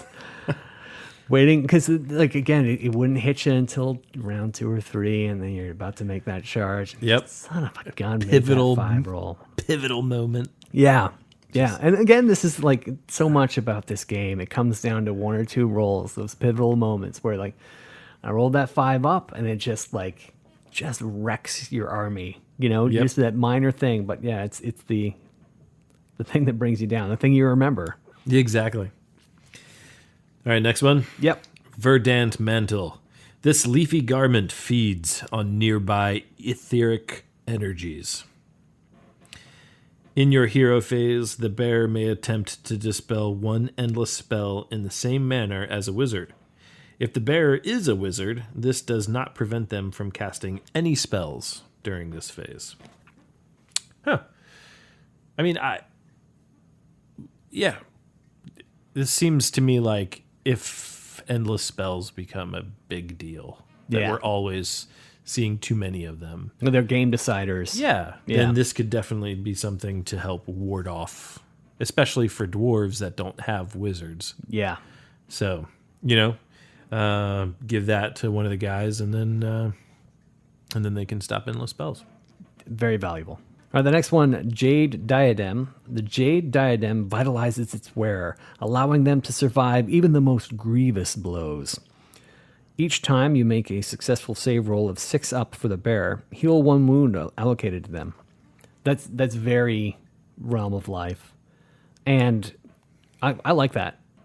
I like that a lot. If you're the type of hero that's going to be a target all game long, being able to get wounds back when you make that 6. Yeah.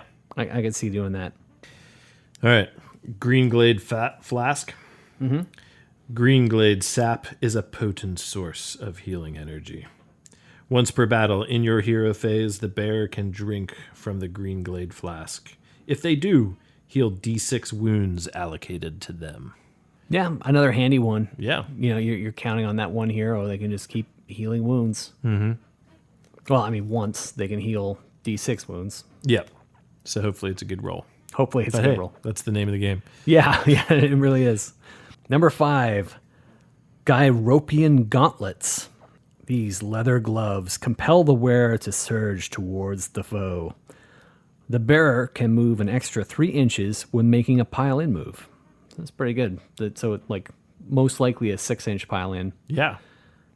Don't one of your units get 6 inches to pile in? Yeah, the Sisters of Slaughter? Sisters of Slaughter get a 6-inch pile-in. I'm sure there's a Yeah. lot of units out there that do. Off the top of my head, I can't Yeah. think of others, but It's kind of, unsettling yeah, as a recipient of that.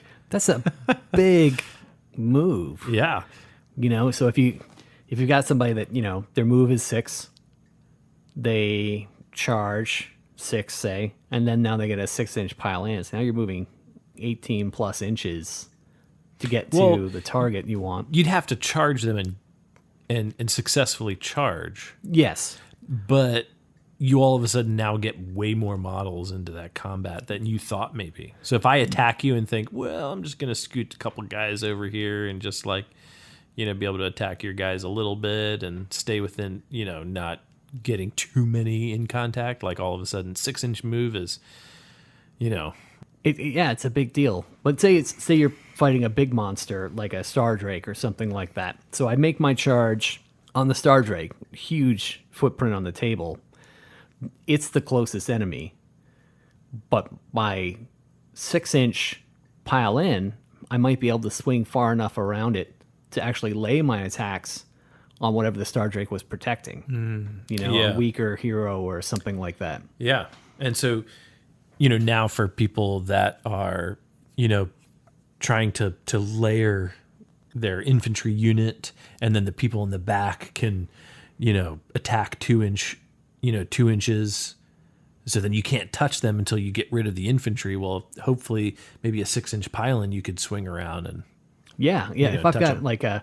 something big like a Lord Celestin on a Star Drake, something that's got a nice big base, and I reach to a couple of their weapons. Yeah, you could potentially with that extra move, you can get out there and hit some things that you thought your Right. opponent thought was protected. Yeah. All right. The next one, the Wand of Restoration. This wand can manipulate the regenerative magic of Ghyran. In your hero phase, pick a friendly model within 6 inches of the bearer that is visible to them. Heal 1 wound allocated to that model. Yeah, I mean, here you go. Healing wins. Yeah, and it's not just once. I expected it to say once per battle, but it doesn't. Yeah, it just says once. You could do it every hero phase. Yeah. You're healing a wound. Yeah. So that's nice. Yeah, a nice staying power. If you've got an army that needs to stall, I could definitely see taking this, like particularly if I need to protect my Cauldron of Blood, I need that thing to stick around. If I can every round just heal a wound to it. Yeah, and you could do yourself as well. Yeah. So You can do yourself. You can. So that is the Realm of Life. The Realm of Life. I think we talked all the stuff. Taking in from that, is there does that change your cinematically, narratively, change your view of the Realm of Life and what you would do on the table? Realm of Life.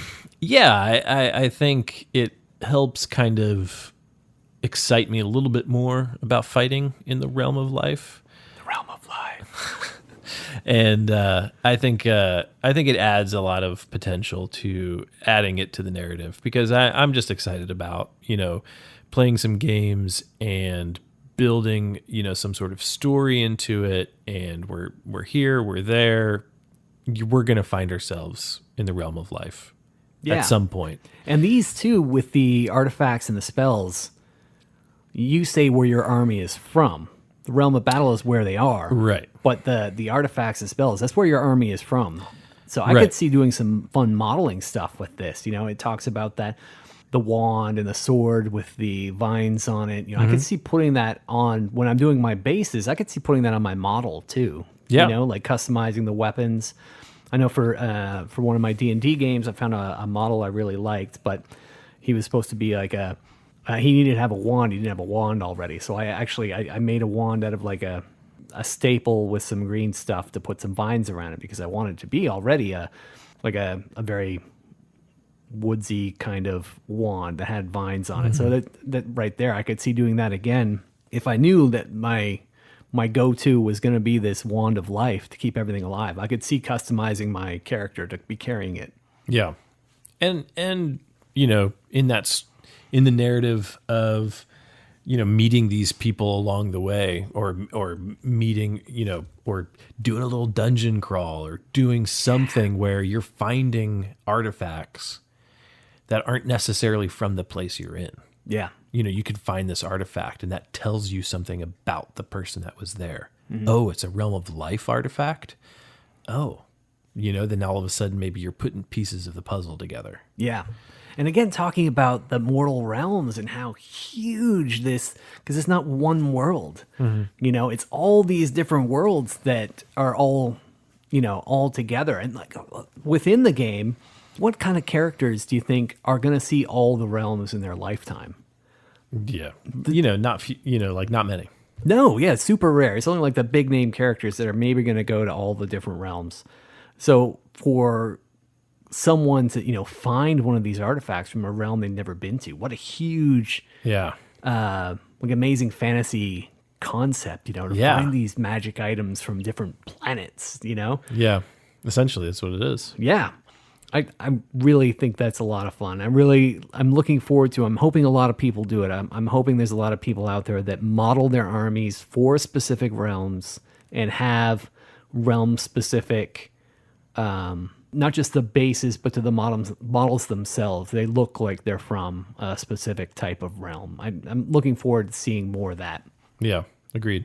Yep. Any last thoughts before we put this one to bed? No, I think just get ready to make some vines. Yeah, we got a lot of vines to make. We got to make all of our thorns and vines on the table. So that's been our episode about the Realm of Life. And so now we're gonna sign off with our traditional sign off. Whoa!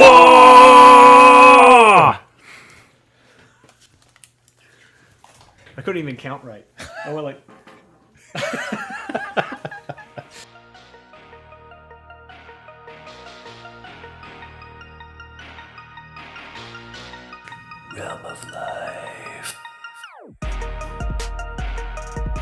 Ghyran, the realm of life. Realm of life. Ghyran, the realm of life. The realm of life. I need to bring some civility to this land. Do you have a flag? Just whipping it out. I'm gonna make my own puddle. He has a healthy flow. You can do yourself. I said the realm of life. The realm of life. The realm of life. The realm of life. Realm of life. That's a Ghyran in a nutshell. The realm of